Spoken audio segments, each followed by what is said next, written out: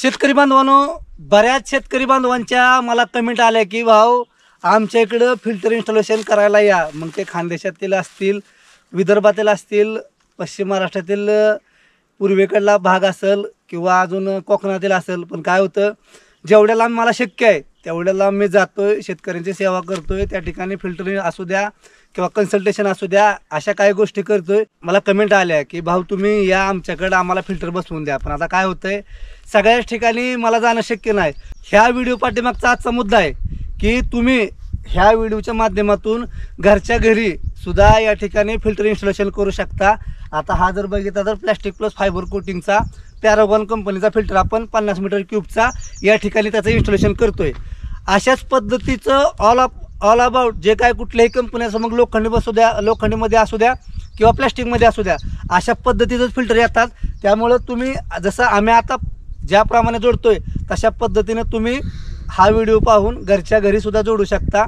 हाच आमचा हा व्हिडिओ काढण्या पाठीमागचा मुद्दा आहे की शेतकरी बांधवांना तिथल्या काय गोष्टी कळाव्या, त्या याच अनुषंगानं आम्ही आजचा हा व्हिडिओ आम्ही बनवतोय. व्हिडिओ शेवटपर्यंत बघा. शेतकरी बांधवांनो, व्हिडिओ स्टेप बाय स्टेप संपूर्ण बघा. ज्या ठिकाणी तुमचं कॅनलचं पाणी असेल, विहिरीचं पाणी असेल किंवा बोरवेलचं पाणी असेल, ते जर तुम्ही एक ठिकाणी स्टोअर करत असाल आणि तिथून जर उचलत असाल तर सँड फिल्टर बसवणं खूप गरजेचं आहे. महत्त्वाचा मुद्दा काय राहतो, पाईपलाईन करते वेळेस एक NRV, सँड फिल्टर आणि एअरवॉल ह्या काय गोष्टी पाहिजे म्हणजे पाहिजेच. त्यामुळं होतं काय की जे आपले ड्रिपचे आहे ते लाईफ वाढल्या जाते आणि त्यामुळं पीक जे आहे पिकाला त्याचा मार बसत नाही. आता आपण स्टेप बाय स्टेप ह्या व्हिडिओच्या माध्यमातून बघणार आहे की फिल्टरचं नेमकं इन्स्टॉलेशन कसं करायचं. फिल्टरला एक म्हणजे एक इनलेट राहते आणि दुसरे एक म्हणजे आउटलेट राहते. आता अशा पद्धतीने आपण अनबॉक्सिंग या ठिकाणी फिल्टरचं करतो.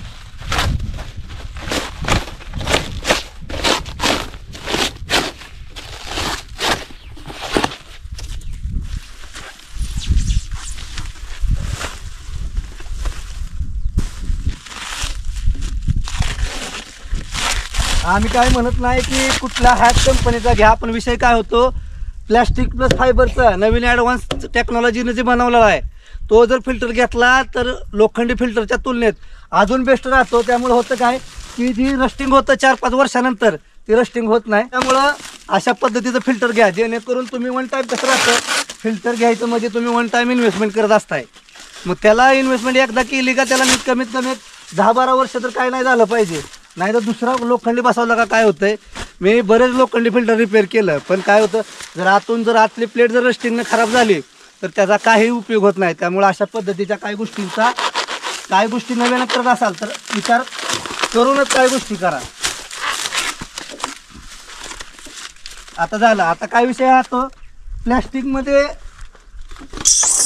प्लस फायबरमध्ये अशा पद्धतीची असेंब्ली राहते. त्यात आपण काय करणार आहे, असेंब्ली व्यवस्थितरित्या जोडून घेणार आहे. आता या ठिकाणी आपण काय केलंय, 4 नट बोल्ट लावून घेतल्यात आणि टाळी. आता आपण याला व्यवस्थितरित्या अशा पद्धतीने लावून घेतोय. आता डायरेक्ट असेंब्लीची एक वन साईड आहे, आपण अशा पद्धतीने बसून घेतोय.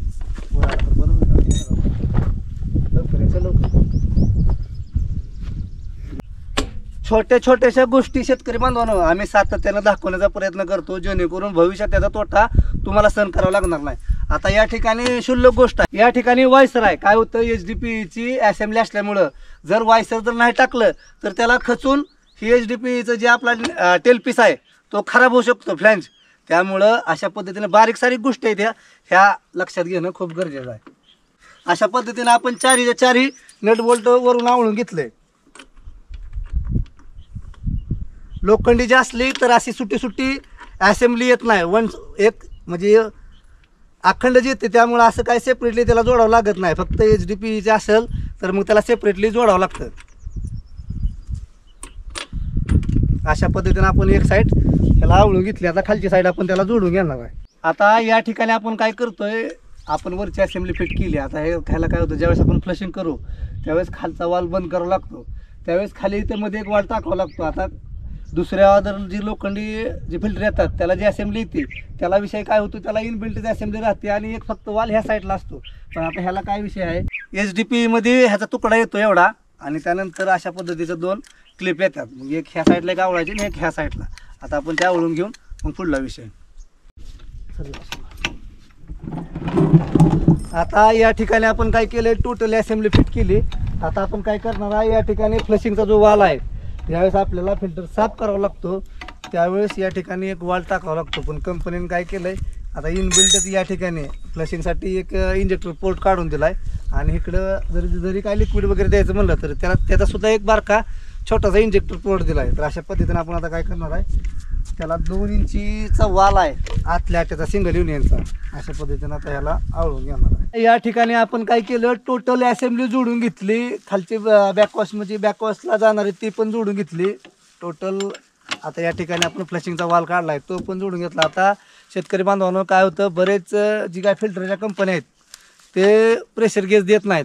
पण प्रेशर गेज घेणं खूप गरजेचं असतं. कारण का, आपला जर आता सपोज धरून चाला, तुमच्या मोटरीचा स्टार्टला प्रेशर जर 1.5 kg येत असेल, कमीत कमी आपल्या जर रानात शेत जर जवळ असेल किंवा थोडंसं अंतरावर असेल, तुम्हाला जर तिथं 1 kg प्रेशर जर भेटवायचं असेल कुठं आपल्या ड्रीप लाईनला, तर तुम्हाला या ठिकाणी 1.5 ते 1.25 kg प्रेशर भेटणं गरजेचं आहे. मग 1.5 kg तुम्हाला तिथं प्रेशर घ्यायचं असेल तर तुम्हाला इथं 2.5 kg किंवा 2 kgच्या पुढं प्रेशर भेटणं इथं गरजेचं आहे. त्यामुळं अशा काही गोष्टी लक्षात घ्या की जेणेकरून जरी एखाद्या दुकानदाराने तुम्हाला प्रेशर गेज दिलं नाही तर त्यांच्याकडून मागून घ्या. फिल्टर्स बरोबर प्रेशर गेज हे 100% येतात. जे ISI फिल्टर असतात त्याच्याबरोबर प्रेशर गेज 100% येतात. दुकानदार काय करतात, ते प्रेशर गेज देत नाहीत, हे सेपरेटली घ्यायला होतात आणि त्याचं 400-500 रुपये त्या ठिकाणी शेतकऱ्याकडे उकळतात. तर ह्या गोष्टी जाणीवपूर्वक लक्षात घ्या. आता शेतकरी बांधवांना आपण इनलेटचा विषय बघितला. आता आपण देणार आहे ह्याला आउटलेट. आता आउटलेटच्या पुढं काय करणार आहे, आपण जो स्क्रीन फिल्टर आहे त्याचं इन्स्टॉलेशन करणार आहे. आणि त्याच्यानंतर मग मग काही 1 असतील, 2 असतील, 3 असतील, त्याच्या आपण आउटलेट काढू शकतो फिल्टरच्या पुढल्या साईडनं. बॅकवॉशचा तर विषय इथून क्लिअर झाला. आपण फ्लशिंग पण त्यातनंच करू शकतो आणि फिल्टरमधली घाण आहे ते पण आपण त्या ठिकाणाहून काढू शकतो. आता विषय काय आहे की ज्यावेळेस आपण आउटलेट काढतो त्यावेळेस या ठिकाणी वाल एक टाकणं खूप गरजेचं आहे. काय करतात, कुठली पण कंपनी वाल काय देत नाही, ती सेपरेटली घ्यायला होते. पण सेपरेटली का घ्यायचं होणार, पण त्या ठिकाणी वाल घेणं गरजेचं आहे. त्यामुळे होतं काय की आता का विषय काय राहतो, ज्यावेळेस आपल्याला फ्लशिंग करायचं आहे, कुठला हा फिल्टर फ्लशिंग करायचा आहे, धुवायचा फिल्टर, त्यावेळेस हा वाल जर इथं असला तर तुम्हाला बंद करून फ्लशिंग बाकीच्या काही गोष्टी इथल्या इथं करता येतात. पण जर इथं वालच नसता तर मग तुमचं जिकडं शेताकडे पाणी आहे आणि ज्यावेळेस फ्लशिंग करतो हा जर वाल नसला, ज्यावेळेस आपण फ्लशिंग करतो त्यावेळेस ती घाण मेन आहे विहिरीतली, ती डायरेक्ट तुमची ड्रीप लाईनला जाते. त्यामुळे ती चॉकअप व्हायचे चान्सेस जास्त वाढतात. त्यामुळं ही क्षुल्लक गोष्ट आहे, 1000-2000 रुपये वाढली जाते कॉस्ट. पण हा वॉल जो आहे तो टाकणं खूप गरजेचं आहे. आणि माझे एक दुकानदार जी काय बांधव आहेत त्यांना पण एक विनंती राहील की शेतकऱ्यांना बऱ्याचच काही गोष्टी माहीत नसतात. त्यामुळं तुम्ही समजावून काही गोष्टी सांगा. 4 रुपये एक्स्ट्रा त्यांचं कुठं वाचत्याल, 4 रुपये एक्स्ट्रा कुठं नाही जाणार ह्याची काळजी घ्या. आणि अशा पद्धतीनं काय गोष्टी द्या जेणेकरून त्यांना भविष्यात जाऊन त्याचा तोटा सहन करावा लागणार नाही. आता आपण ह्याचा आउटलेटचा जो वाल आहे तो या ठिकाणी त्याचं इन्स्टॉलेशन करतोय. अजून एक महत्त्वाची गोष्ट ह्यामध्ये काय होतं, ज्यावेळेस HDPेचं ज्यावेळेस आपण फिल्टर बसवतो त्याची जी आउटलेट असते त्याला काय होतं, जे आपण जो बटरफ्लाय वाल बसवतोय त्याचं जी काय आतली प्लेट आहे ती या ठिकाणी कचल्या जाते. त्यामुळं करायचं काय की आता बटरफ्लाय वालला, कुठल्याही बटरफ्लाय वालला एक लक्षात घ्या की हे टाकायची गरज नाही, पॅकिंग टाकायची गरज नाही. पण आता विषय काय होतो, ह्याला इनबिल्डच पॅकिंग राहतात. आता विषय काय होतो, आतली प्लेट थटल्यामुळं आपल्याला या ठिकाणी पॅकिंग टाकावं लागते. आपण काय केलं, या ठिकाणी एका 3 पॅकिंग टाकल्यात. तर अशा पद्धतीनं काय गोष्टी लक्षात घ्या. म्हणजे नाहीतर आता काय होतं, जर पॅकिंगच नाही बसवल्या तर मग या ठिकाणी आपल्याला हँडओव्हर करताना अशा पद्धतीनं जे आतला पार्ट आहे ह्याचा HDPEचा तो घासून जीर्ण होणार, खराब होणार आणि त्यामुळं त्याचं लिकेजचं चान्सेस भविष्यात वाढणार. आता जे लक्षाला काय होत नाही, पण भविष्यात काय गोष्टी करतानाच काय अशा पद्धतीनं करायच्या जेणेकरून त्याचा भविष्यात त्रास नाही झाला पाहिजे. आता अशा पद्धतीनं आपण बटरफ्लाय वाल या ठिकाणी बसवूया.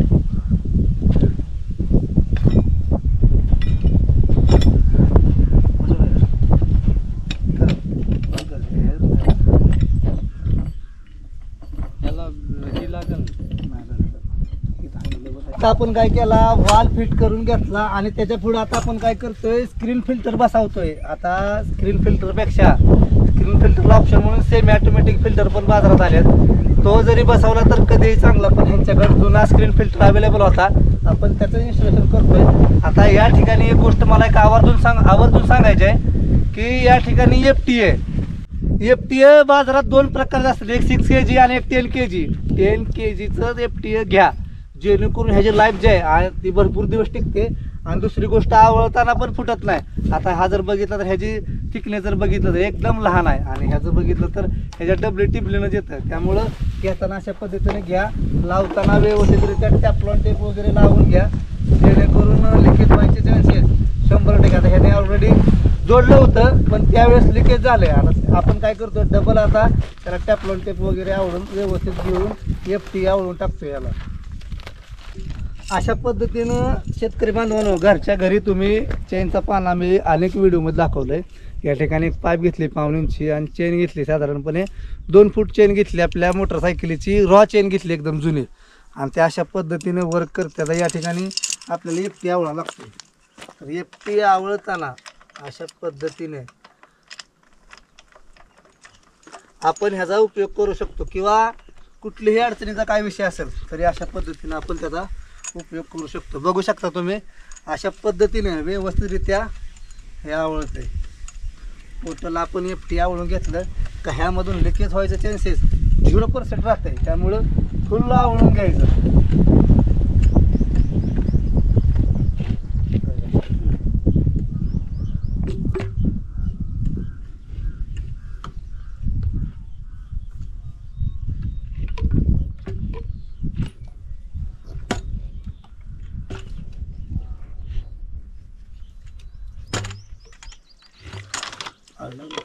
अशा पद्धतीनं आवळून घेतलं. आता आपण काय केलंय, फिल्टर जो आहे तो अशा पद्धतीने थोडा फिरवला आहे. आता ॲक्च्युली पश्चिम पूर्व अशा पद्धतीने बसवणार आहे.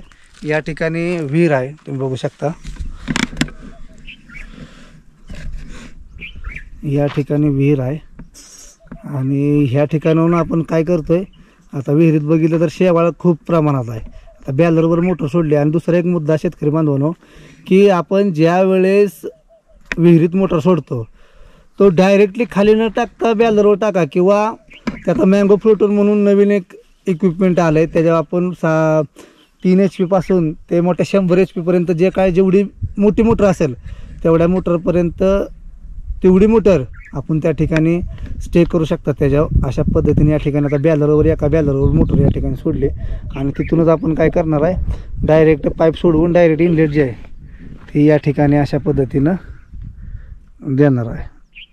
आता या ठिकाणी आता दुसरा एक मुद्दा असा की या ठिकाणी आपण काय केलं की टोटल असेंब्ली बसवून घेतली.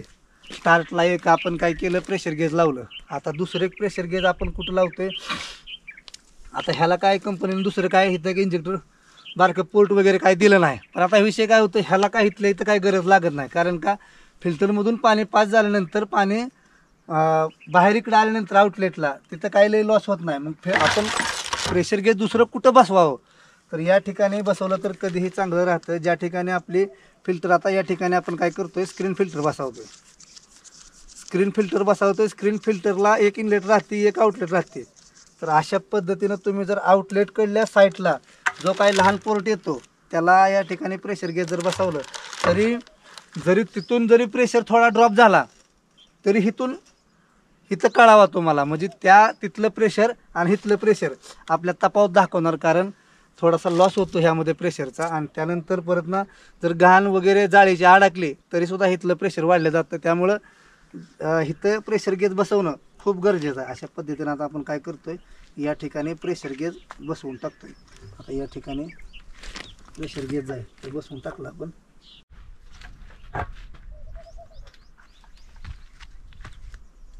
आता या ठिकाणी इनलेट आणि या ठिकाणी आउटलेट अशा पद्धतीने आपण या ठिकाणी प्रेशर आउटलेटकडल्या साईडला बसवलंय. आणि दुसरी गोष्ट, ह्याला एक या ठिकाणी पोर्ट येतो लहान, तो जर कंटिन्यू जरी चालू ठेवला तरी सुद्धा आता ह्याला काय होतंय, ह्याला हा screen filter regular semi automatic filter असला तर तो फ्लशिंगनं साफ करता येतो, पण ह्याला तसं काय करता येत नाही. त्यामुळं हा जरी पोर्टला आपण काय थोडासा निप्पल वगैरे बसवून जरी 20 mm ची लॅटरल टाकून जरी ते विहिरीत म्हणा किंवा साईडला जरी पाणी सोडलं तरी ह्यातलं पण हा वारंवार फिल्टर आपल्याला साफ करायची गरज लागत नाही. आता या ठिकाणी आपण डायरेक्ट फिल्टरचं इन्स्टॉलेशन करून घेतो. त्या पद्धतीनं पाईप या ठिकाणी आपण बसवून घेतला आणि इनलेट आणि आउटलेट बरोबर बघून या ठिकाणी फिल्टरचं इन्स्टॉलेशन बारक्या करायचं आहे. आता उलटा झाला तर सगळा राडा होऊन जातो. अशा पद्धतीनं या ठिकाणी फिल्टरचं आपण इन्स्टॉलेशन केलं आहे आणि आता फिल्टर जो आहे तो पूर्ण आपण काय करणार आहे, फिरवून घेणार आहे.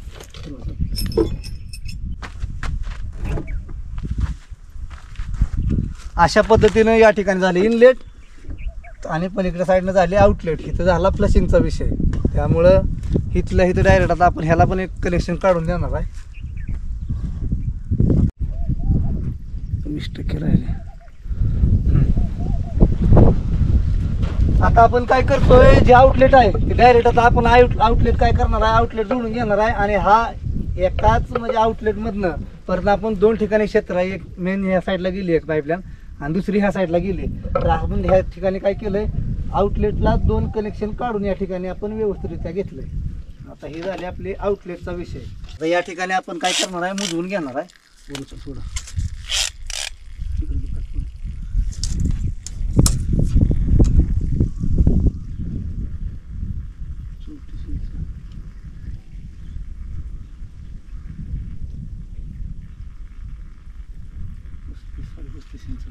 आता या ठिकाणी आपण मधलं माप करून घेतलंय क्लिअर कट आणि आता आपण डायरेक्ट काय करणार, एल्बो बसून घेणार आहे आणि इकडे या साईडला हिथून एक आउटलेट इकडे गेली आणि एक आउटलेट इकडे गेली. म्हणजे आपला टोटल जो बॅक साईडचा विषय आहे तो क्लिअर झाला.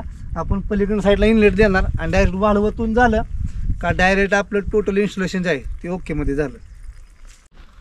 आता या ठिकाणी आपण टोटल जे इन्स्टॉलेशन आहे बॅकवर्डचं बॅक साईडचं सगळं करून घेणार आहे.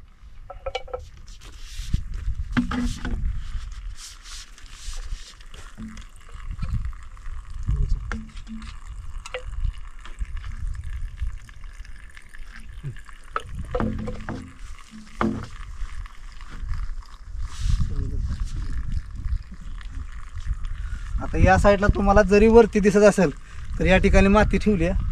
आपण या ठिकाणी सगळं मुजवून घेणार आहे. म्हणजे टोटल सगळ्या काय गोष्टी आहेत ते जमिनीच्या आतमध्ये. आणि शेवट ना मग आपल्या मापाच्या ॲडजस्टनुसार हा एकदम एंडिंगला आपण जोडून घेतोय. अगोदर जर जोडलं असतं तर इकडं तिकडं वळले नसती, माप चुकलं असतं. त्यामुळे आपण आता अशा पद्धतीने काय गोष्टी करतोय. हां, अशा पद्धतीने ॲक्युरेटली विषय झाला. आता इथं झालं का इथं डायरेक्ट आपण काय करणार आहे, एल्बो बसून घेणार आहे.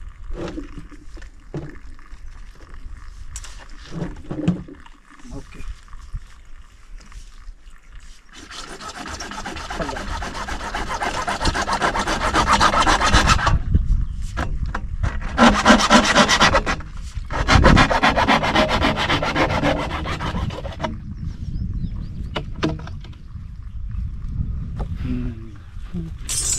आता अशा पद्धतीने डायरेक्ट एल्बो बसून घेतला.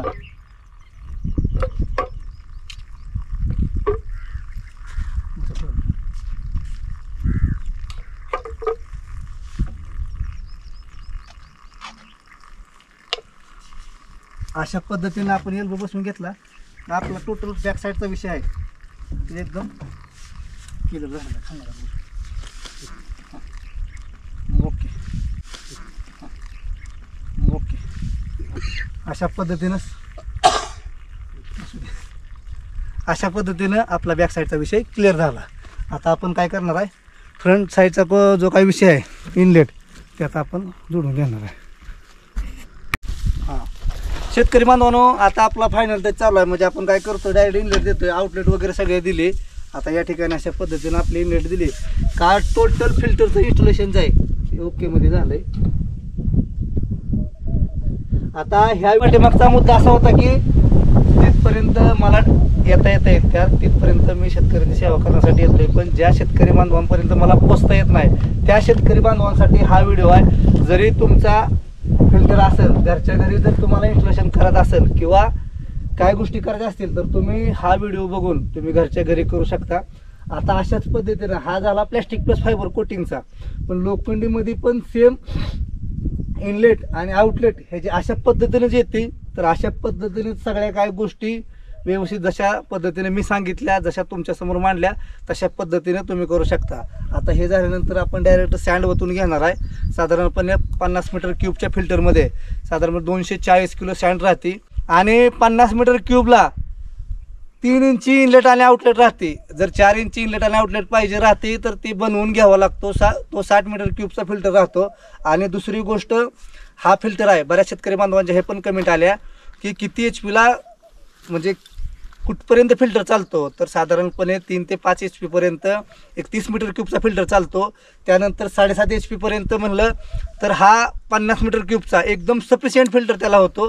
आणि 10 HP मोटर पण ह्याला अटॅच करता येते. पण ह्या पुढं होतं काय की आपण जे काय आपलं स्क्रीन फिल्टर आपण टाकला पुढं, त्याच्या ठिकाणी आपण 7.5 HP जर मोटर असेल तर त्याला एक जो आपला सेमी फिल्टर आहे किंवा सेमी ऑटोमॅटिक फिल्टर आपण टाकतो स्क्रीन फिल्टर, तो एक बस होतो. पण ज्यावेळेस आपण 10 HP मोटर टाकू त्यावेळेस त्या ठिकाणी 2 फिल्टर जे आपले सेमी ऑटोमॅटिक असू द्या किंवा साधं स्क्रीन फिल्टर असू द्या ते टाकणे गरजेचं असतं. त्यामुळे होतं काय की सेमी ऑटोमॅटिक किंवा स्क्रीन फिल्टरची कॅपॅसिटी तासाला 40,000 लिटरची पाण्याची असते आणि आपली 10 HP मोटर साधारणपणे 50,000 लिटरच्या आसपास पाणी मारते.